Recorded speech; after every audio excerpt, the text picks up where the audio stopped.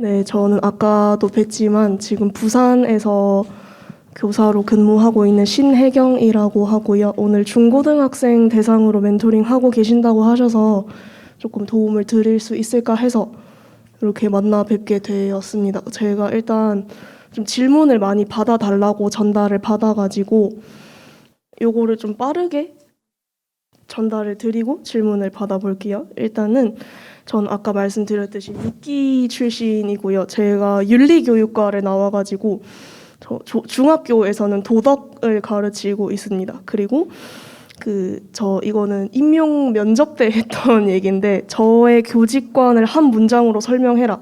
네가 생각하기에 교사의 역할은 뭐냐라고 했을 때 저는 교사는 학생의 자존감 수업이 되어야 한다라고 생각을 해서 저렇게 표현을 했는데, 우리 이제 인공지능의 시대를 살고 있다 보니 어떤 지식의 전달도 물론 중요하지만 뭔가 기계나 AI가 해줄 수 없는 인간만이 전해줄 수 있는 그런 가치를 좀 전달하시는 분들이 되셨으면 좋겠습니다. 그 진행 순서는 학생들을 3등분 시킬 거예요. 일단은 그 학생들의 생각, 머리에 들어있는 생각 한번 살펴본 다음에 멘티들의 마음은 어떤 마음일까 조금 이해를 해보고, 그리고 마지막으로 멘티들이 가지고 있는 하고 싶은 것들, 좋아하는 것들, 욕구에 대해서 한번 보려고 하는데, 일단 청소년의 생각 먼저 보자면 일단 집중력에 대한 얘기를 빼놓을 수 없을 것 같아서 한번 넣어봤는데,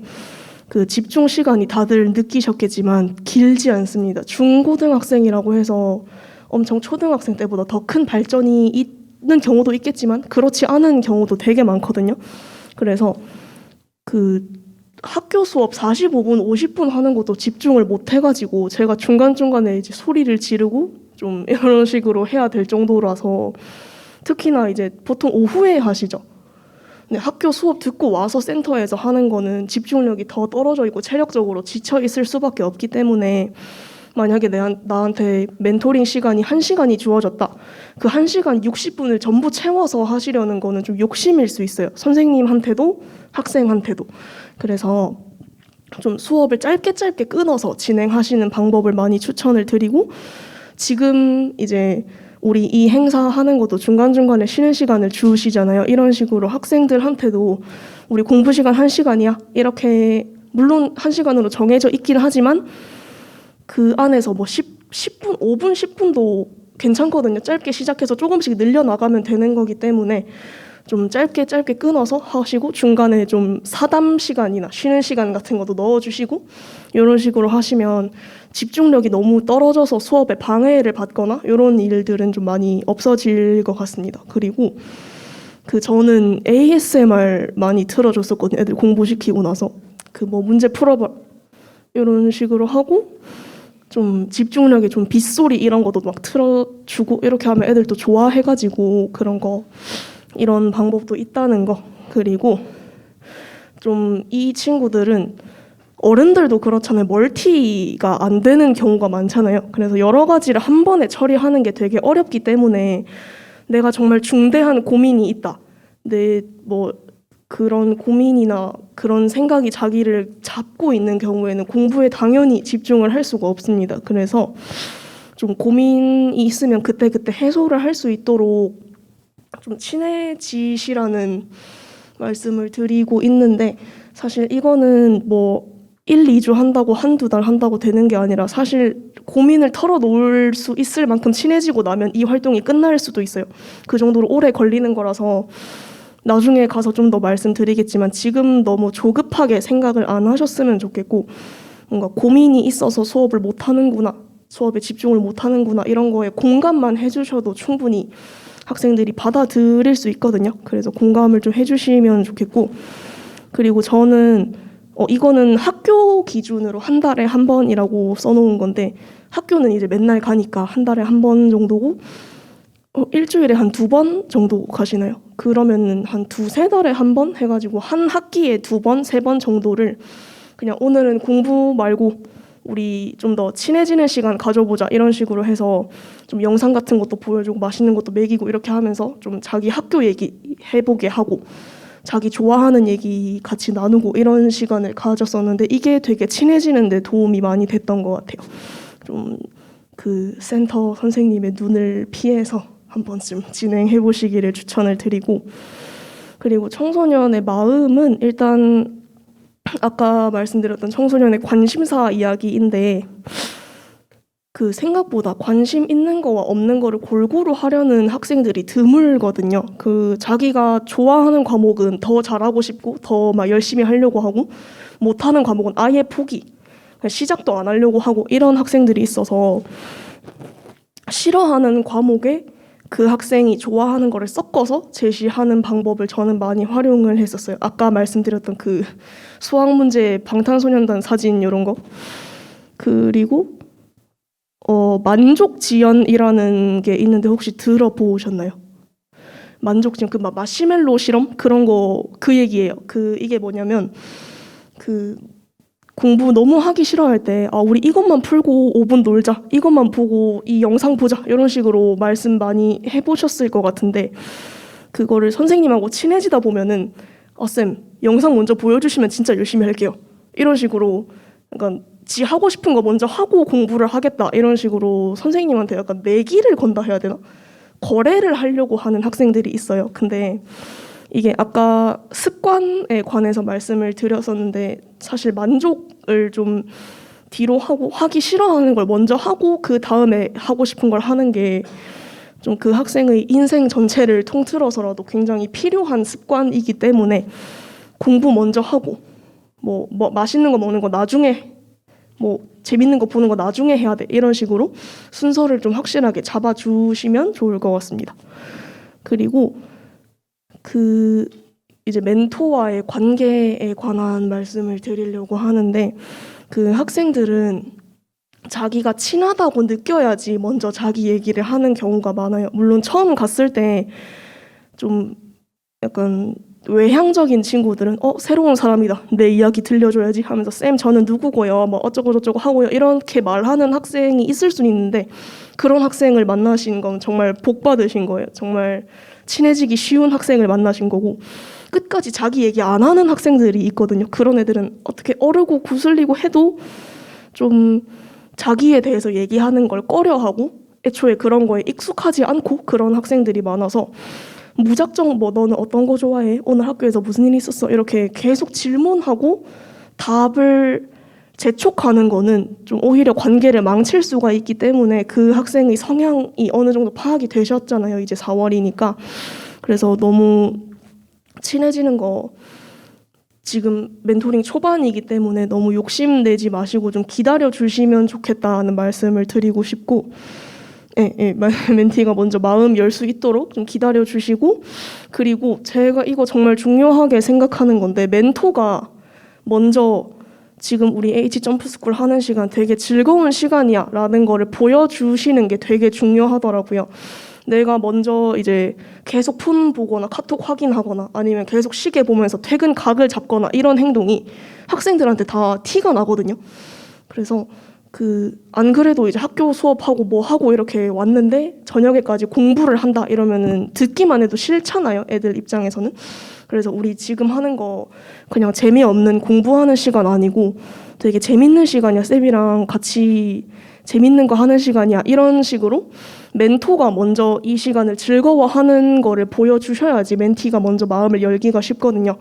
그래서 중간에 이제 폰을 보시거나 뭔가 한숨을 쉬시거나 이런 행동은 조금 자제를 해주시는 게 학생 입장에서 느끼기에 훨씬 좋다는 거 말씀드리고 싶고, 그리고 저 이거는 그 교환일기, 제가 멘토링 할 때 이걸 했는지 정확히 기억은 안 나는데 지금 학생들하고 가끔씩 조금 상담이 필요하다 싶은 학생들한테 요거를 쓰게 해서 주고받으면서 이렇게 일기처럼 쓰게 하는 게 있는데, 이거는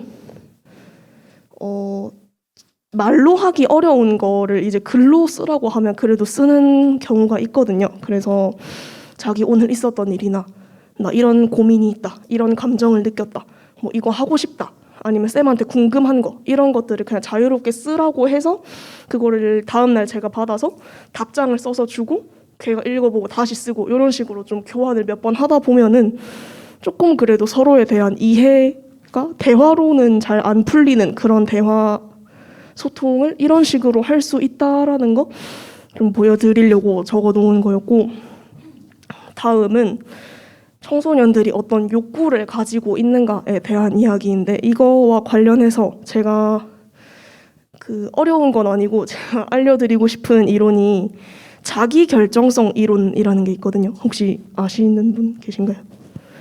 이게 뭐냐면 사람한테는 기본적으로 3가지 욕구가 있다라는 가정으로 시작하는데, 내가 유능해지고 싶은 욕구, 그리고 자율적으로 행동하고 싶은 욕구, 그리고 다른 사람과 좋은 관계를 맺고 싶은 욕구가 있는데, 이 3가지 욕구가 충족이 되어야지 학습에 대한 동기가 올라간다라는 이론이거든요. 그래서 일단 유능감 욕구는 내가 공부를 못하고 싶은 학생은 없을 거잖아요. 공부 다들 잘하고 싶어 하는 그 욕구거든요.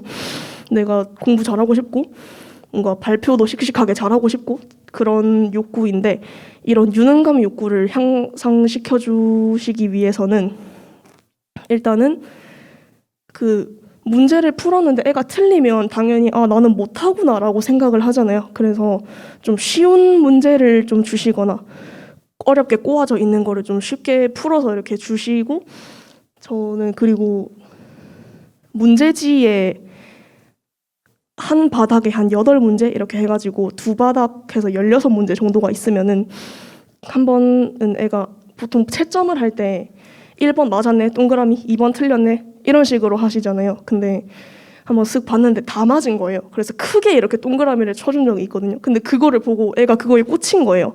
그래서 그 페이지를 다 맞아서 이 큰 동그라미를 그리고 싶다라는 욕구가 생겨가지고 되게 문제를 대충 풀던 아이가 엄청 성실하게 하나하나 꼼꼼하게 풀고 근데 이거 함정 같은데? 이러면서 막 헷갈리라고 낸 것도 잡아내고 이렇게 하더라고요. 그런 동그라미 크게 쳐주는 거, 이런 것들이 학생 입장에서는 내가 공부 열심히 했다, 내가 문제 잘 풀었다 이런 경험이 되기 때문에 그런 경험을 좀 교사가 제공을 해주시면 좋을 것 같고, 긍정적 피드백이 어렵게 써놔서 그렇지 칭찬이거든요. 칭찬을 좀 구체적으로 해주시라는 뜻인데, 그냥 잘했네, 열심히 했네 이런 것보다는 여기서 이거 되게 헷갈려 하는데 이거 어떻게 잡았어, 대단하다 이런 식으로 구체적으로 네가 여기서 헷갈릴 만한 부분을 헷갈리지 않고 잘 한 거 보니까 이거에 대해서 정확하게 이해를 하고 있네, 이런 식으로 구체적으로 그 학생의 능력을 칭찬을 해주시는 게 지금 당장 좀 오글거리거나 어려우실 수 있지만 그 애 입장에서는 그 칭찬이 하루 종일 남거든요. 밤에 잠자기 전까지도 그 칭찬이 계속 맴돌거든요. 그래서 그런 구체적인 칭찬을 들려주시면 좋을 것 같고, 자율성 욕구는 남이 시켜서 하는 것보다 내가 하고 싶은 거 할래라는 욕구입니다. 그래서 일단 공부 과목을 정하거나 단원을 정하거나 공부 순서를 정할 때 어느 정도의 선택권을 부여해 주시는 거. 자기가 먼저 선택한 거니까 네가 이렇게 한번 해보자, 이거 먼저 풀어보자 이런 식으로, 그러면 또 자기가 책임져서 풀려고 하거든요. 내가 먼저 영어 풀고 싶다고 했으니까 영어 빨리 풀고 수학해야지 이런 식으로. 주도권을 아예 넘기시라는 뜻은 아니고 어느 정도 이 중에서 뭐 먼저 풀어볼까 이런 식으로 짜잘하게 선택권을 부여해 주시는 거 되게 좋은 방법이고, 그리고 스스로 오늘 어땠지, 이 단원 어땠지 이런 식으로 스스로 평가할 수 있는 기회를 좀 제공해 주시라고 하는데, 저는 한 단원이 끝날 때마다 이 단원 어땠어? 이런 식으로 질문도 하고, 이렇게 해서 이거는 좀 쉬웠어요, 이거는 좀 어려웠어요 이런 식으로 스스로 평가해 볼 수 있도록 질문을 몇 번 했던 것 같습니다. 그리고 관계성 욕구는 다른 사람, 선생님과 다른 같이 공부하는 멘티들과 좋은 관계를 맺고 싶어 하는 욕구라서, 일단은 무조건적 긍정적 존중은 그냥 공감해주라는 뜻이에요. 그냥 그 친구가 자기 얘기를 하거나 자기 감정을 얘기하거나 이렇게 했을 때 그랬구나, 진짜? 이런 식으로 관심이 있다는 거, 내가 네 얘기 부정하거나 중간에 딴지 걸지 않는다는 거를 공감으로써 보여주시라는 뜻이고, 그리고 혹시 1대1로 하시는 분 없으시죠? 네, 그 같이 공부하는 친구랑도 좀 사이 좋게 지낼 수 있도록 뭔가 친해질 수 있는 그런 날을 만들어 본다든지 아니면 같이 관심사를 공유할 수 있는 날을 만들어 본다든지 이렇게 하시면 좋을 것 같고, 저는 2학기에 한번 3명이서 어디 다 같이 나가서 정확하게 뭘 했는지 기억이 안 나는데 뭔가를 같이 하고 밥도 같이 먹고 이렇게 했었거든요. 그런 것도 다소 사비를 쓰긴 했지만 되게 좋은 경험이었습니다. 그리고 요까지가 이제 학생에 대한 이해였던 것 같은데, 일단 수업 준비하실 때 제가 쓰는 거를 조금 말씀을 드리자면, 아까 말씀드린 것처럼 그 학생이 관심 있어 하는 거를 좀 많이 인정을 해주고, 아, 나도 그거 좋아해, 이런 식으로 해서 많이 친해지려고 노력을 하거든요. 그래서 멘티가 좋아하는 거, 저는 이거 좋아해요 라고 얘기하지 않아도 좀 우리가 캐치할 수 있는 것들이 있잖아요. 얘가 이거 좋아하는구나, 이거에 관심 있구나 하는 거, 그거를 기억을 해뒀다가 이런 식으로 지금 보시면은 이번에 이 지민이랑 은우가 그 방탄소년단 지민이랑 차은우거든요. 그 아이의 최애 2명이었어요. 이런 식으로 넣어서 좀 한 번이라도 문장 더 읽어보게 하고 한 번이라도 펜 한 번 들어보게 하고 이런 식으로 참여를 이끌어냈었고, 그리고 그 보상 같은 거 많이 주시나요? 뭐 초콜릿 이런 거나 아니면 칭찬 이런 거나 많이 주시나요? 저는 이 대학생 때 저희 교수님이 보상을 꼭 써야 된다 이렇게 말씀을 하셨어서 아 그렇구나 하고 되게 보상을 열심히 썼었는데, 그 좀 중구난방식으로 뭔가를 줘버리면 애들 입장에서 혼란스러워하고 약간 의미가 없어지더라고요. 그래서 좀 체계적으로 작은 거부터 큰 거까지, 저는 그때 그 문구점에 파는 칭찬 스티커 판 있잖아요. 그거를 사가지고 이름 써주고 오늘 공부 열심히 했다 이러면 한 개 붙여주고 이런 식으로 해서 도장 모이면은 뭐 쿠폰 같은 거 만들어주고 이렇게 했었어요. 그리고 그래서 멘티가 뭘 좋아하는지를 미리 파악을 해두시면은 그 뭐 먹는 거라든지 그런 짜잘한 선호를 미리 파악해 놓으시면 좀 도움이 됐었던 것 같고, 그리고 이거를 남발하면 효과가 없어지거든요. 그리고 너무 규칙성 없이 이렇게 줘버리면은 이거 내가 잘해서 받았구나, 내가 오늘 공부 열심히 해서 칭찬 받았구나, 이게 아니라 아, 오늘 쌤 기분 좋아서 이거 준 듯 이렇게 돼버린단 말이죠. 그래서 좀 적절하게 체계적으로 사용을 해주시면 좋을 것 같아요. 제가 이거 준비하면서 그 집에 있는 거랑 그 뭐냐 옛날에 썼던 USB 이런 걸 뒤져보니까 제가 이런 걸 만들었더라고요. 왜 그랬는지 모르겠는데 유튜브 한번 보여주는 거 한 번 보여주고 나니까 계속 보여달라 해가지고 보고 싶으면 칭찬 스티커를 모아서 이걸로 교환해 이런 식으로 했었거든요. 그리고 이런 거 그 노래 틀어주세요 한다고 바로 틀어주는 것보다는 이런 식으로 좀 단계적으로 노래를 듣고 싶다면 아래 퀘스트를 먼저 깨고 와라 이런 식으로 해가지고 좀 만들어 주었었습니다. 네. 그리고 그 수업 형식을 좀 고민하는 질문이 사전 질문에 있었던 것 같은데, 사실 설명하고 문제 푸는 것만이 수업은 아니잖아요. 저는 그때 영어 수업하면서 그 뭐지 갑자기 기억이 안 나는데 그 겨울왕국 2 그거 뭐죠?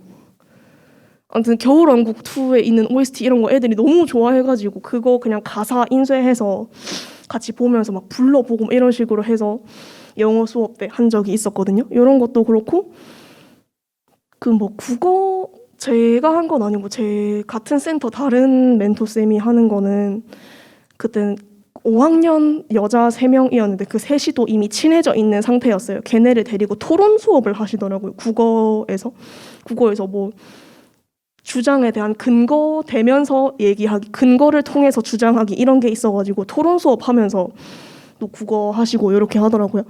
그래서 그 너무 이제 설명하고 문제 풀고 이런 거에 갇히지 말고 좀 여러 가지 수업을 고민해 보시면 좋을 것 같고, 유튜브에도 활용할 만한 괜찮은 영상이 되게 많거든요. 그래서 좀 센터장님의 눈을 살살 피해가면서 조금 활용해 보셔도 좋을 것 같습니다.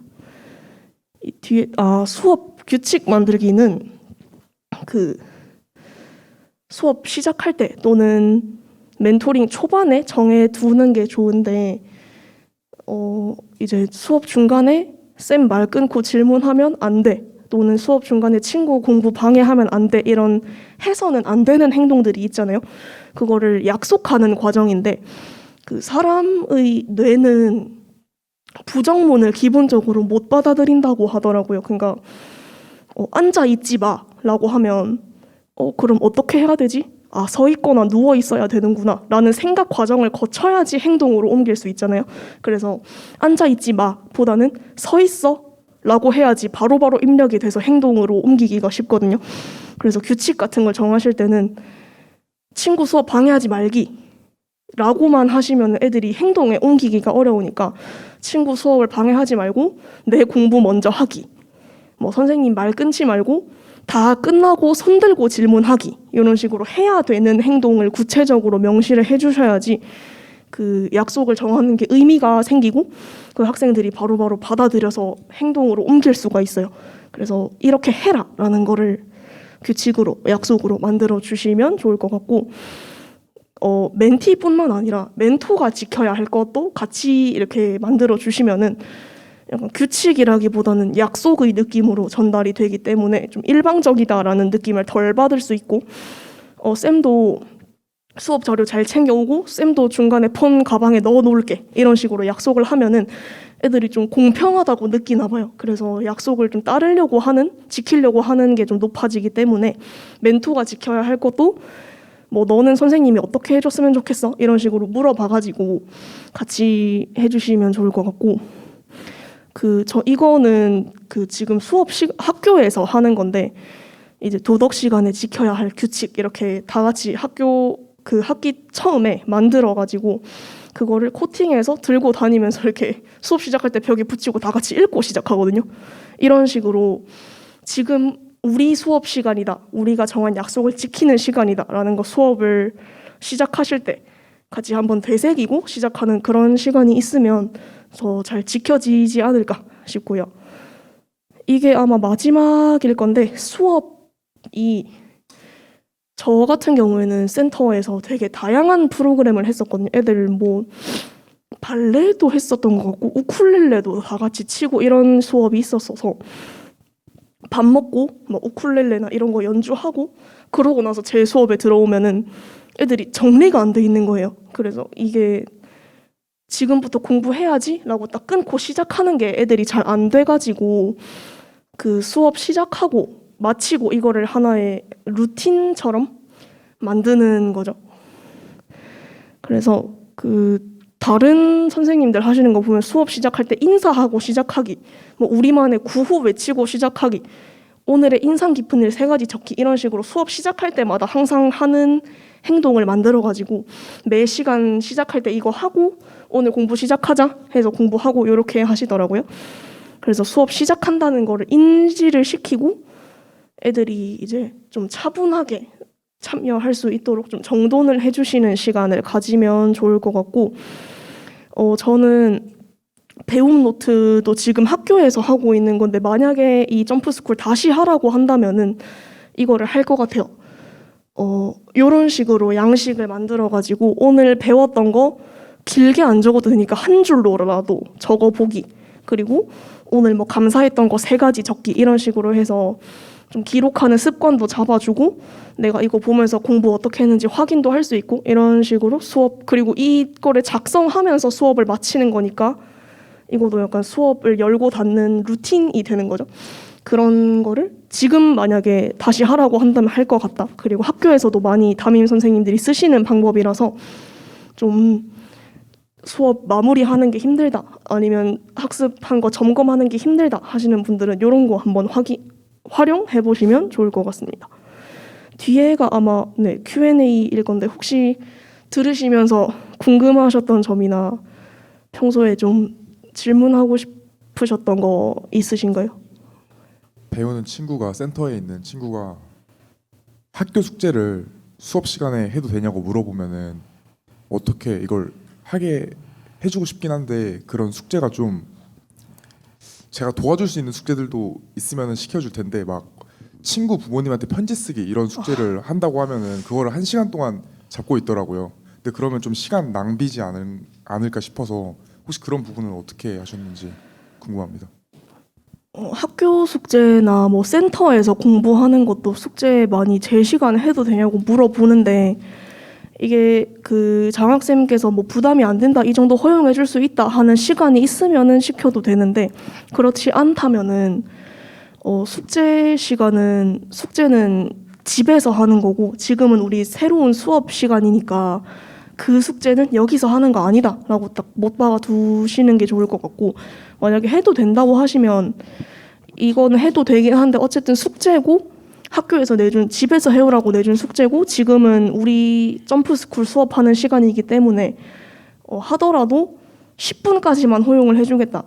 오늘 뭐 그럼 4시 반까지 시간 줄 테니까 한번 해볼래? 이런 식으로 좀 약속을 정해서 시간 다 말고 시간 한 몇십 분 정도만 주시는 거는 괜찮을 것 같아요. 그리고 좀 쌤이 도와줄 수 있는 거는 도와주겠다라고 말씀하시면 학생들도 되게 의지가 많이 될 거고 할 거라서 숙제하는 거 자체는 좀 너무 이렇게 부담이 안 가신다면 굳이 이렇게 금지를 시킬 필요는 없는 것 같아요.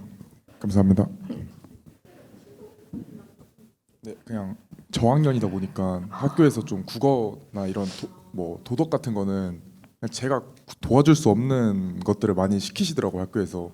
근데 이제 그런 걸 내일까지 해가야 되는데 센터 시간이 막 6시부터 8시 반 이러니까는 지금 안 하면 시간 없다 이런 식으로 하는데 부모님한테 막 3분한테 편지 쓰고 있고 해가지고 가끔 좀. 네, 또 다른 질문 있으신가요? 네. 그 아까 전에 그 아이들이 고민이 있으면 수업에 집중을 못하면 이제 그때 약간 따로 상담하거나 그런 식으로 한다고 했는데 막상 고민 있냐고 물어보면은 없다고 하는 아이들이 많은데 혹시 그럴 때 아이스 브레이킹 하는 방법 팁 같은 거 있을까요? 고민이 있어서 집중은 못 하겠는데 또 고민을 막상 물어보면 꺼내놓기는 싫은 그런 경우면은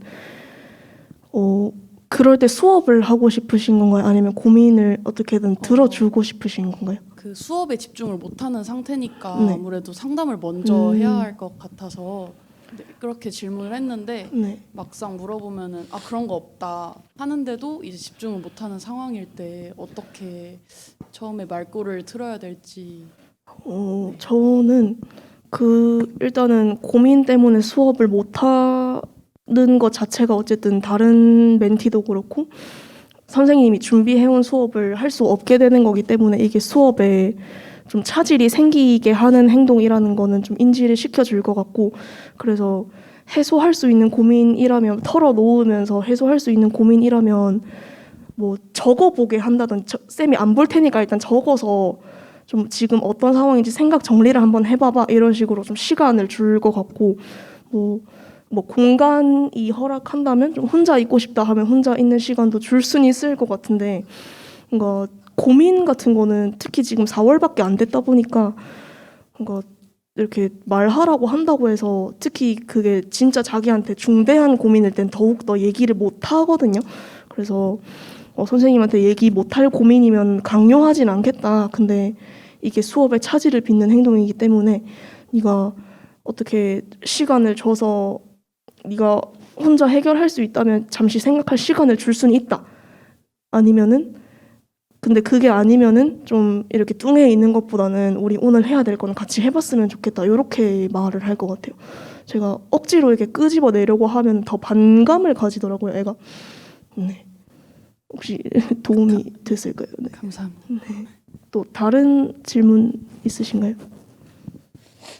네네. 그 수업 시간에 애가 이게 조는 건지 자는 건지 모를 정도로 계속 졸거든요. 수업 내내 조는 경우가 있는데 그런 경우에는 어떻게 해야 될까요? 저는 놀래켰던 것 같은데 그런 상황이 생기면 누구야 이렇게 해서 이렇게 해서 좀 잠을 깨웠던 것 같고 좀 피곤한지 좀 물어봐 주시면 좋을 것 같은데 애가 좀 그렇게 조는 건지 자는 건지 모르게 은은하게 잠든 애들 분명 있거든요. 그러면은 너가 지금 손이 안 움직이고 있는 걸 보니까 자는 게 확실한 것 같다. 근데 우리 지금 수업 시간이지 않느냐 이렇게 해서 좀 깨우시거나 아니면 전 너무 피곤한 날 막 체육 이만큼 하고 온 날 이런 날에는 좀 이렇게 기대서 쉴 수 있는 시간도 조금 줬던 것 같고, 근데 그럴 때 만약에 그 공부를 해야 되는 상황이면은 좀 거기서 몸을 더 움직이거나 이렇게 하면 더 체력적으로 지칠 수 있기 때문에 뭔가를 좀 기분 전환할 수 있는 걸 틀어주거나 보여주거나 이런 매체를 많이 활용해서 잠을 깨웠던 것 같습니다. 그 애가 계속 졸아서 이제 얘기해보고 서서 공부를 하겠다고 하더라고요. 근데 서서도 자더라고요. 그 서서 자서 제가 그래서 안 그래도 이게 잠이 오면은 더 이상 수업이나 공부를 할 수가 없는 상황이니까 이제 그러면 지금이 10분이니까 25분까지 15분 정도 그냥 엎드려서 자고 나서 공부를 한번 시도해 보자라고 말을 하면은 안 들어요. 괜찮아요, 할 수 있어요 해서 가르쳐 주면은 바로 줍니다. 그래서 너무 그것 때문에 어떻게 해야 될지 너무 모르겠어요. 되게 스트레스 너무 심할 것 같은데 그런 학생이 있으면 그러면 어떻게 하고 싶은지 물어보고 자기가 괜찮아요, 할 수 있어요라고 했으면 대신 네가 할 수 있다고 했으니까 여기서 한 번 더 졸면 안 된다. 이렇게 좀 강하게 네가 선택한 거니까 책임져라 이런 식으로 말을 할 것 같고 잘하고 해도 안 자면은 약간 본인이 의지가 있는데 몸이 안 따라주는 경우면 저는 센터장님 통해서 부모님한테 좀 말씀을 드릴 것 같아요. 애가 체력적으로 좀 약한 것 같다. 그래서 좀 수업 시간에 자꾸 졸고 근데 본인은 자꾸 깨고 싶어 하는데 자꾸 졸고 이렇게 해서 좀 이건 선생님이 해결해 줄 수 없는 부분이기 때문에 센터장 선생님이나 부모님 통해서 좀 해결을 시도해 볼 것 같아요. 네, 감사합니다. 혹시 또 질문이?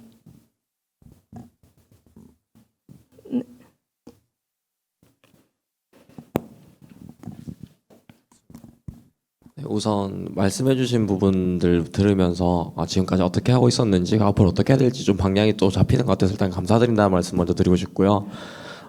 제가 일단 질문을 드리고 싶은 건 아까 두 번째 질문 동기부여 관련된 건데 일단은 저는 뭘 할 때 일단 동기부여가 제일 중요하다고 생각을 해요. 자기가 하고 싶으면 안 시켜도 알아서 하니까. 그래서 제가 할 때는 초등학교, 중학교는 일단 앞으로 사회에 나갔을 때 우리가 뭐 생활하면서 필요한 뭐가 됐든 다 공부를 해야 하니까 그런 데 도움이 되는 거라 생각을 하고 고등학교는 대학교를 가기 위해서 이제 공부할 것들이 많다. 약간 이런 식으로 동기부여를 시키는데 그 말을 이제 학생들이 알아듣고 하면은 그 효과가 또 생각보다 길게 가진 않아요. 그래서 그 생각을 제가 생각해 봤을 때 당장에 뭔가 자신들이 느껴지는 게 없으니까 이 동기부여가 됐다가 사라져 버리고 다시 시키면은 또 잠깐 갔다가 사라지고 이런 느낌이 좀 있는 것 같거든요. 그래서 단기적으로 애들이 뭔가 동기부여를 시키고 자기들이 뭔가 내가 이런 걸 해냈구나 약간 이렇게 성취를 느낄 수 있는 게 칭찬 이런 거 말고 조금 더 가시적으로 드러나는 그런 것들이 혹시 있을까요? 내가 이만큼 성취했다라는 게 드러날 수 있는 방법. 네, 시험 치고 이런 거 말고 뭔가 사실 공부에 관련된 거는 진짜 막 평가를 통해서 결과를 확인하는 게 사실상 정석적인 그 사람을 평가하는 방법이라서 시험 외의 방법이라고 한다면 저는 좀 뭐 기록물 이렇게 모아서 이만큼 모인 거 쌓인 그런 결과를 보여준다거나 이런 식으로 했던 것 같은데 사실 어른들도 그렇고 사람이 의지가 엄청 오래 가는 경우가 그렇게 많이 없더라고요. 항상 중간중간에 좀 불을 지펴주고 이렇게 해야 돼가지고 좀 한 번에 오랫동안 갈 수 있는 동기부여 방식은 그렇게 많지 않은 것 같아요. 그냥 그때그때 해주는 게 약간 교사와 교육자로서 할 수 있는 최선이 되어버린 것 같은 그런 느낌인데 시험 성적 외에 좀 성취했다는 거를 보여줄 수 있는 거는 그럼 혹시 제가 약간 질문 방향이 좀 잘못됐던 것 같기도 한데 네네. 그냥 동기부여를 한 번 시키고 이걸로 됐겠다라고 생각하는 게 제 욕심일 수도 있는 거겠네요. 그러면 그때마다 동기부여를 시키는 게 어쩌면 당연한 네네네. 과정인 걸로 받아들이면 될까요? 네네네. 네, 알겠습니다. 감사합니다. 또 다른 질문. 네네.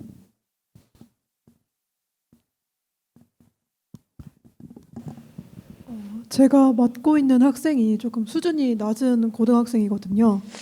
그래서 이제 두 가지 방법으로 진도 나갈 걸 고민을 해봤는데, 하나는 그러니까 이 아이가 2년, 3년 전부터 공부가 안 돼 있었기 때문에 그거 부족한 부분부터 진도를 나가면 이번 당장 중간고사나 기말고사든지 모의고사 성적이 아주 낮게 나와요.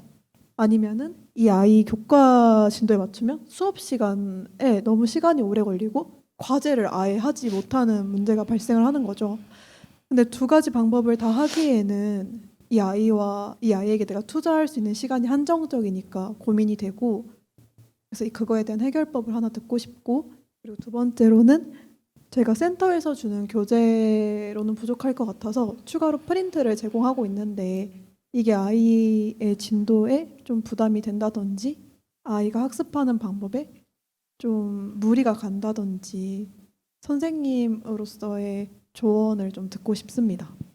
일단 그 2, 3년 전부터의 과정이 안 돼 있는 상황에서 지금 진도에 맞추는 거는 약간 그 밑빠진 독에 물 붓는 거랑 다를 게 없거든요. 지금 당장 뭐 학교 진도에는 맞춰지겠지만 사실상 제대로 이해하지 못한 상태에서 듣고 있는 거잖아요, 그 학생이. 그래서 당장 내신이나 모의고사 성적이 낮게 나오더라도 좀 2, 3년 전 거부터를 하는 게 맞는 순서인 것 같고, 그리고 2, 3년 전 거부터 이해가 안 된 상황에서 지금 걸 한다 하더라도 제대로 이해가 돼서 문제를 풀거나 하는 게 아니기 때문에 그 지금 진도에 맞춰서 하면은 성적이 잘 나오나요? 적어도 이제 수업 한 달마다 무슨 단원 시험을 본대요. 그래서 그 시험에 대한 문제를 찝어주고 그 문제를 달달달 외우게 했어요. 3월에는. 그 문제를 조금 더 열심히 풀 수 있게끔. 근데 이제 수학을 주로 하다가 영어를 좀 봐주기로 했는데 영어 지문에 대해서 해석을 그냥 단어의 첫 글자만 보고 한글 뜻을 외워서 이 문장을 그냥 이 지문 자체를 그림처럼 인식을 하고 문제를 풀더라고요. 그래서 제가 생각하기에는 정말 얘를 우리가 중간고사 뭐 영어 교과서 외우듯이 준비를 하면 될 수는 있겠지만 제가 오기 전에는 그 아이를 너무 성적이 차이가 나니까 케어를 붙어서 해주기가 어려웠대요. 근데 제가 가고 나면 그 아이는 다시 혼자 남을 수도 있는 거잖아요. 그래서 이 아이한테 좀 혼자서 할 수 있는 답지 보는 방법이라든지 혼자서 공부할 때 시간을 좀 가지는 방법, 단어 외우는 거, 곱셈 공식 외우는 거 그런 걸 가르치고 있는데 너무 늦어지는 건 아닐까. 당장 고등학교 1학년인데 고3 전에는 적어도 진도를 끝내야 하지 않을까. 근데 더 늦어지기 전에 지금이라도 해야 되는 거라고 생각을 해서 그 좀 밀린 진도를 지금 하는 게 잘 하고 계신 것 같아요. 더 늦어지면은 그때 가서 또 똑같은 고민을 할 거란 말이잖아요. 그 학생이. 그래서 지금부터라도 좀 잡아주시고 습관 만들어 주시고 하는 게 좀 잘 하고 계신 것 같고, 그 첫 번째 질문이 첫 번째 질문 이거였나요? 네. 그 두 번째 질문이 두 뭐였어요? 번째 질문이 이제 센터에서 주는 교재 아. 프린트를 병행하기에 네. 그거는 사람마다 너무 다른 거라서 그 학생이 막 엄청 버거워하지 않는다면 계속 진행하셔도 될 것 같고, 그 센터에서 주는 문제집이 그렇게 다양하진 않잖아요. 그냥 이거 한 권 그 기간 안에 끝내주세요 이런 식으로 주시잖아요. 그래서 그 특히나 지금 학년보다 그 아래 학년 거를 배우고 있기 때문에 프린트 주는 것도 그 학생이 부담스러워하지 않는다면 저는 잘 하고 계신 것 같아요. 저도 그 센터에서 주신 문제집이 너무 빨리 끝나버려가지고 제가 프린트 아까 그 은우 지민이 나오는 그런 프린트 만들어서 보여주고 막 그렇게 했었거든요. 근데 그 학생이 부담스러워하지 않고 선생님도 수업하시기 괜찮다면은 계속 운영하셔도 될 것 같아요. 네. 감사합니다. 혹시 네. 네, 그 온라인에서 들어온 질문인데요. 네. 그 현재 중학교 1학년이 시험이 없는 걸로 알고 있는데, 네, 그 이런 상황에서 중단기적인 목표를 어떻게 설정하면 좋을지랑, 그리고 자체적으로 만약에 시험을 그냥 장학쌤 이렇게 보는 것도 좀 괜찮은 방법인 건지 좀 궁금하다고, 저 이것 좀 답변 부탁드리겠습니다. 지금 중학교 1학년이 작년에도 그랬고 자유학기제, 자유학년제 이런 것 때문에 시험을 안 치거든요. 그래서 정말 공부를 안 해요. 근데 지금 공부 안 한 거의 결과가 내년, 내후년에 나오게 되거든요. 그래서 자체적으로 시험 보시는 거 되게 좋은 아이디어인 것 같고, 사실 지금 눈에 보이는 결과가 있어야지 그 학생도 뭔가 심각성을 깨닫거나 공부를 하거나 이렇게 하기 때문에 좀 자체적으로 평가를 보시거나 좀 다른 학생들하고 약간 내기 같은 거 해가지고 뭐 이긴 제일 점수 높은 친구한테 뭐 주기 이런 식으로 좀 너무 과열되지 않는 선에서 경쟁 같은 것도 붙여주시는 것도 좋은 방법인 것 같아요. 네. 혹시 다른 질문 있으세요? 네네.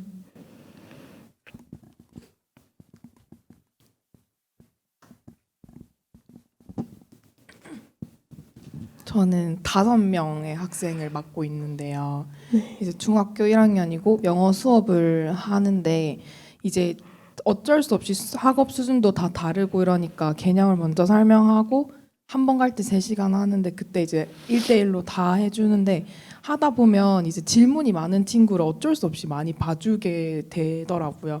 그러다 보니까 어떤 일이 있었는데 이제 한 아이가 그걸로 인해서 조금 마음이 상했던 거죠. 너무 쟤만 챙겨주는 거 아니냐 해서 이제 그 첫 번째 질문이 그렇게 이제 아이가 선생님 왜 쟤만 봐주세요? 이렇게 이야기를 할 때 어떻게 반응을 해야 될지 그리고 앞으로 어떻게 대처하면 좋을지 그거 여쭤보고 싶고요. 그리고 두 번째는 사실 장학sem으로서 이거를 제가 그 아이가 이제 저를 보면서 이제 대놓고 저 쌤 싫어요. 저 쌤 누구만 봐준단 말이에요. 이런 식으로 얘기했을 때 사실 엄청 상처를 받았거든요. 근데 사실 그렇게 상처를 받았을 때 그런 적도 처음이었고 그러니까 제가 제 마음을 어떻게 이제 치유를 해야 될지 누가 쟤는 이제 그렇구나 뭐 너가 내가 열심히 봐줄게 하면 되는데 상처받은 제 마음은 이제 어떻게 하면 좋을지 그거 두 번째랑 마지막은 이제 여기 앞에 계신 선생님이 똑같은 학생인데 수학을 맡고 영어를 맡고 있는데 유독 한 친구가 문제도 안 읽고 무조건 모르겠어요. 그냥 다가오면서 책 피면서 모르겠어요. 선생님 모르겠어요. 한 질문 70번 정도 하거든요 하루에. 그런 학생들은 어떻게 하면 좋을지 묻고 싶습니다. 일단은 그 질문을 많이 하는 학생한테 일단 질문을 많이 하니까 그거에 대한 대답을 많이 해주다 보면은 좀 누군가에게 쏠리게 되고 기울게 되는 거 어쩔 수 없는데 왜 선생님은 쟤한테만 많이 봐주세요라고 하면은 제가 질문을 많이 하잖아 이렇게 대답을 할 것 같아요. 저는 일단 질문에 대한 답을 안 해주는 거는 그 장학sem의 도리가 아니기 때문에 나는 질문이 들어온 거에 더 대답을 해줬을 뿐이다. 뭔가 그 학생만 편애하거나 그 학생만 집중적으로 봐줄 의도가 전혀 없다라는 거. 그러니까 선생님이 너를 싫어해서 얘만 봐주는 게 아니라는 거를 일단 알아듣게 설명을 해 주셔야 될 것 같고, 그리고 좀 5명이 다 같이 이렇게 공부를 하는데 한 명이 뭔가 질문을 했다. 그러면은 저는 좀 그거를 전체한테 알려줄 것 같아요. 그러니까 학교 수업을 하다가도 30명 있는 반에서 한 명이 질문하면은 좀 이게 얘가 혼자 모르는 질문도 있고 좀 다 같이 헷갈려 할 법한 그런 질문도 분명 있을 거잖아요. 그런 거는 좀 전체한테 수업으로 연결 지어서 얘들아 잠시만 주목해봐봐 이렇게 해가지고 이런 질문이 들어왔는데 이거에 대해서 어떻게 생각하냐 해서 알고 있는 애가 있으면 걔가 이렇게 대답을 해줄 수도 있는 거고 이런 식으로 좀 전체한테 연결해서 수업처럼 전체한테 한 명한테 들어온 질문이어도 전체에게 알려주는 방법도 있는 것 같고, 그리고 그 두 번째 질문이 다른 사람한테 저 쌤 싫어요 이렇게 하는 거. 선생님한테요? 뭐 다른 학생을 자기보다 더 편애한다고 생각을 한 후에 일주일 정도 저의 인사도 안 받아주고 이게 무시를 계속 하다가 이제 원장 선생님이랑 삼자 대면 하면서 이제 영어 그래도 공부해야 되지 않겠냐 이러니까 펑펑 울면서 저 손으로 가르치면서 저 쌤 싫어요 이러면서 저 쌤 누구만 봐준단 말이에요 이렇게 하고 가버린 거예요. 저도 약간 너무 울컥하니까 근데 뭐 애니까 어쩔 수도 없고 근데 결국에 그 다음 주에 이제 친구 어르고 달래가지고 이제 말해보니까 결국 사과를 하더라고요. 친구가 선생님 상처 드려서 죄송해요 해서 나아지겠는데 그 말을 당시에 들었을 때는 이제 사실 너무 아이고 뭐 나는 뭐 진짜 이 학생한테 이런 말 듣는 것도 어떻게 해야 될지 모르겠고 학생이고 이러니까 더 그랬던 것 같아요. 일단은 그 학생이 저 쌤 싫어요. 저 쌤 누구만 봐준단 말이에요. 라고 얘기하는 거는 그 자체로 예의 없는 행동이 맞잖아요. 다른 사람한테 상처를 주는 행동이고 그래서 그 행동에 대해서는 잘못했다고 확실하게 짚어주셔야 되고 아까 뭐 원장 선생님이랑 하고 사과했다고 하니까 본인도 이제 잘못된 걸 알잖아요. 그런 거 잘못했다라는 거 좀 이거는 좀 강하게 설명을 해주셔야 될 것 같고 그리고 저는 약간 그런 식으로 좀 관계에 문제가 생기면은 항상 그 왜 싫은지를 물어보거든요. 왜냐면 왜 싫은지를 알아야 고쳐서 해결을 하든 말든 할 거기 때문에 그래서 그 초등학교 선생님들이 많이 쓰시는 건데 행간바라는 게 있어요. 행간바. 그게 뭐냐면 쟤 싫어. 쟤랑 안 놀 거야. 이렇게 얘기하는 게 아니라 그 사람의 행동 때문에 내 감정이 이렇다. 그래서 네가 이렇게 해줬으면 좋겠다라는 바람을 얘기하는 거예요. 행동, 감정, 바람. 그래서 무조건 싫다라고만 얘기하면은 그 사람과 상처를 받고 그 사람이랑 더 관계가 안 좋아지니까 뭔가 내가 싫어하는 사람에 대해서 이렇게 표현해야 된다. 그 사람에 대해서 고쳐줬으면 좋겠는 점이 있다 하면은 이렇게 표현하는 거다라고 알려주는 방법으로 그런 게 있거든요. 그래서 싫다고만 하지 말고 어떻게 싫은지 구체적으로 네가 어떤 감정이 드는지를 얘기해보고 이렇게 해주면 좋을 것 같다라는 거를 얘기해봐라 라고 물어보셔서 그냥 싫다고만 하면은 어떤 감정인지 모르고 좀 관계를 개선시켜줄 수 없으니까 어떤 행동이 싫고 그래서 이렇게 해줬으면 좋겠다라는 거를 구체적으로 얘기를 해보라고 하시는 게 좋을 것 같고 그리고 그거에 대해서도 좀 그럼 네가 이런 행동이 뭐 내가 저 학생만 봐주는 게 싫다고 하면 뭐 좀 어떻게 이렇게 하겠다라고 약속을 하고 대신에 너도 이런 식으로는 싫다는 감정을 너무 무분별하게 표현하면 안 된다라는 거 서로 약속을 해야 될 것 같고 그리고 그 질문 많이 70개 하는 학생한테도 이제 그 학생도 혹시 알고 있나요? 그 애가 이렇게 울면서 저 쌤 싫다고 했던 거를? 그러니까 아이들 사이에 여자아이 4명, 남자아이 1명인데 남자아이 1명은 굉장히 유유부단하게 그냥 이제 흘러가는 대로 살고 있고 그 4명, 여자아이 4명은 거의 2주에 한 번씩 싸우어서 센터가 작은데도 이제 서로 2주마다 사이가 안 좋고 하루는 같이 앉았다가 하루는 떨어져 있고 그러니까 한 명 그 친구가 나가니까 수업 안 들으면 지 손해지 이렇게 이야기를 하고 이러니까 사실 뭐 저희가 해줄 수 있는 게 네, 그 질문 70개 하는 학생한테도 저도 그런 학생이 작년에 저희 담임반에 있었거든요. 그냥 모든 걸 저한테 질문하는 거예요. 왜요? 이런 식으로. 그래서 니는 하루에 질문 3개까지만 해라. 이런 식으로 질문의 상한선을 정해줬는데 이게 그 학생 입장에서 좀 당황스러울 수 있긴 한데 어쨌든 이런 식으로 수업에 다른 학생까지 골고루 봐주는 게 차질이 생길 정도로 질문을 많이 하는 거는 어쨌든 다른 학생의 학습권을 네가 가져와서 질문을 하는 게 아니냐 해서 질문에서 좀 자기 알아서 추려서 정말 선생님한테 물어봐야 하는 질문만 할 수 있도록 좀 질문의 상한선을 정해주시는 것도 좋을 것 같아요. 그리고 모르겠어요 그 친구는 일단 본인이 스스로 문제를 해결할 의지가 없는 상태인 것 같아서 근데 자기가 뭐 너 뭐 좋아해? 너 뭐 먹고 싶어? 이런 질문 했을 때 모르겠어요 이러진 않잖아요. 그래서 네가 지금 이 문제를 보고 모르겠어요라고 하는 거는 이 문제에 일단 관심이 없기 때문이고 이 문제를 제대로 이해하지 못했기 때문이다. 다시 공부하자. 이렇게 하면 이런 식으로 좀 그 모르겠어요 하는 거 일단 모른다고 하니까 다시 설명은 해줄 필요가 있을 것 같고 그리고 그 보지도 않고 모르겠어요 하면은 저는 좀 일부러 좀 무시할 것 같아요. 그런 거 어느 정도 필요하거든요. 너무 이제 모든 걸 교사한테 다 떠넘기고 약간 모든 걸 왜요? 이건 뭐예요? 이건 뭐예요? 이런 식으로 하는 거는 어느 정도 좀 의도적인 무시가 필요합니다. 그래서 너무 이렇게 해도 되나라고 생각하실 수 있는데 그런 거는 좀 앞으로 너가 그 모르겠어요라는 말 5분 뒤에 들어주겠다. 5분 동안은 이 문제를 보고 있어라. 이런 식으로 좀 시간을 주고 모르겠어요는 일단 좀 이렇게 차단을 하는 것도 필요할 것 같습니다. 혹시 괜찮으신가요? 네. 또 다른 질문 있으신? 네네.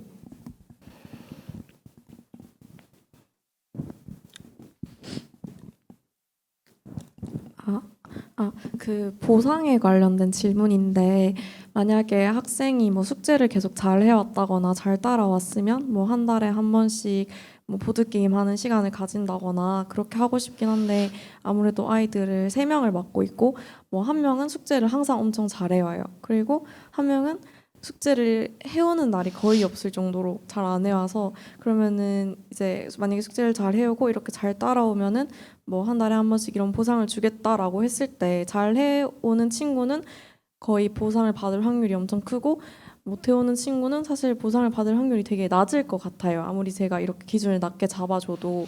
그래서 만약에 한 명만 달성을 했을 때 너는 안 해왔으니까 이렇게 못하고 너는 해왔으니까 해주겠다. 그래서 그렇게 했을 때 만약에 뭐 그 친구는 공부시키고 뭐 나는 이 친구랑 보드게임을 한다거나 이러면 그 친구가 너무 좀 오히려 그것 때문에 더 박탈감을 느낄 것 같고 그렇다고 해서 너는 못 해왔지만 뭐 앞으로 열심히 할 거니까 하자라고 하면 그 잘해온 친구가 웬 저는 잘해왔는데 그렇게 하냐라고 할 수도 있고 아니면 차라리 그 숙제 기준을 막 잘 안 해오는 친구를 좀 작게 내주기에는 잘해오는 친구가 저도 힘든데 이렇게 항상 열심히 해오는데 왜 그 숙제 기준을 다르게 잡아주냐 이렇게 할 것 같고 해서 어떻게 하는 게 좋은 방법일지 궁금합니다. 일단은 그 보드 게임 이런 거를 보상을 좀 보드 게임은 아무래도 수업 시간을 할애해서 해야 되는 보상이다 보니까 그런 편차에 따라서 누구는 자격이 되고 누구는 이거를 못하고 이런 게 생길 수밖에 없어서 그런 것보다 좀 개인적으로 줄 수 있는 보상을 좀 고민을 해보시는 게 좋을 것 같아요. 일단 그 한 달 동안 열심히 해오면 이걸 하겠다라고 하면은 약간 조별 과제처럼 누구는 열심히 하고 누구는 안 하고 이렇게 되면 열심히 하는 애만 주기에는 또 애매해지고 이렇게 되기 때문에 아예 뭐 보드 게임으로 보상을 걸었다 하면은 너네 둘 다 해와야지 이걸 하는 거고 한 명만 해오면 할 수 없다. 이런 식으로 좀 조건을 걸어서 자기들끼리 서로 피해 안 주려고 또는 서로 도와주면서 이렇게 할 수 있도록 이끌어 주시는 게 좋을 것 같고 그게 아니라면은 이런 수업 시간을 할애해야 되는 거 말고 다른 방법의 보상을 좀 생각을 해보셔야 될 것 같아요. 그게 너무 안 해오고 너무 잘 해오고는 안 해오는 애가 그 의지가 생기지 않는 이상은 맞추기가 어렵기 때문에 저학년이고 할수록 네. 그럼 혹시 어떤 보상이 있을지 솔직히 말해서 제 사비를 그렇게 많이 쓰고 싶진 않아서 그래서 어떤 보상이 있을지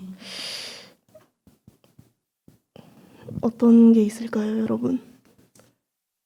일단 저도 아까 보여드린 것처럼 유튜브나 이런 거 좀 쓸 수 있는 시간 주는 것도 있었고 좀 그냥 자유시간 주는 거 오늘 하루 수업 없이 자유시간 이런 것도 애들이 되게 좋아했던 거 같고 통제가 된다면 그리고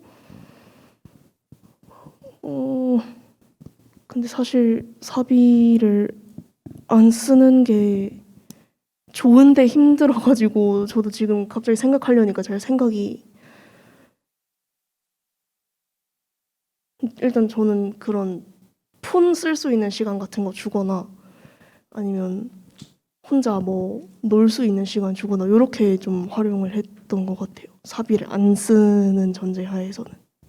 네, 감사합니다.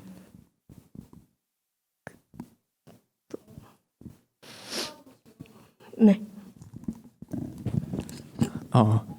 이때까지 이제 보상에 관련된 얘기 되게 잘 말씀해 주셨는데 이제 멘티가 이제 보상에는 관심이 많이 없고 이제 그냥 나는 보상도 안 받고 이제 공부도 딱히 관심이 없다. 이럴 때 이제 벌칙 같은 거를 이제 어떻게 설정하면 좋을지 혹시 의견 물어봤는데. 그 간혹 이런 애들 있거든요. 아무리 좋은 애들이 좋아하는 걸 줘도 안 먹히는 애들이 있는데 그러면 저는 근데 이게 또 벌 같은 게 잘못하면 아동 학대로 걸리기 너무 쉬운 세상이 되어버려서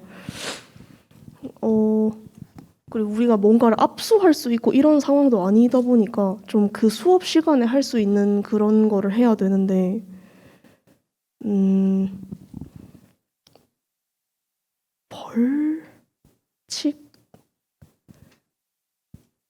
벌칙 저는 벌칙보다는 약간 그 저희 애들이 센터장 선생님 되게 무서워했어가지고 누구 쌤한테 말씀드린다 이런 식으로 좀 협박 아닌 협박을 했었는데 벌칙 제가 지금 당장 떠오르는 게 없어가지고 네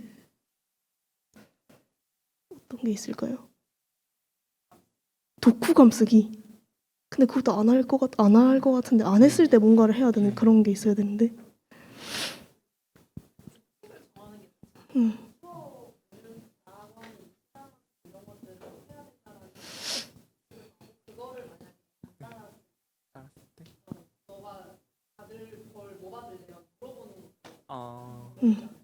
스스로 이제 결정할 수 있게 받을 벌을. 네. 감사합니다. 네. 그리고 방금 생각났는데 애들은 집에 못 가는 거 되게 싫어해요. 그래서 네 센터 끝나도 안 보내. 너 나랑 둘이 여기 있어야 돼. 이런 거. 저 끝나고 남아라 이런 말 되게 무서워하니까 집에 안 보내는 그런 거 아니면 자기 스스로 약속하는 거 네 그런 게 좀 있을 것 같습니다.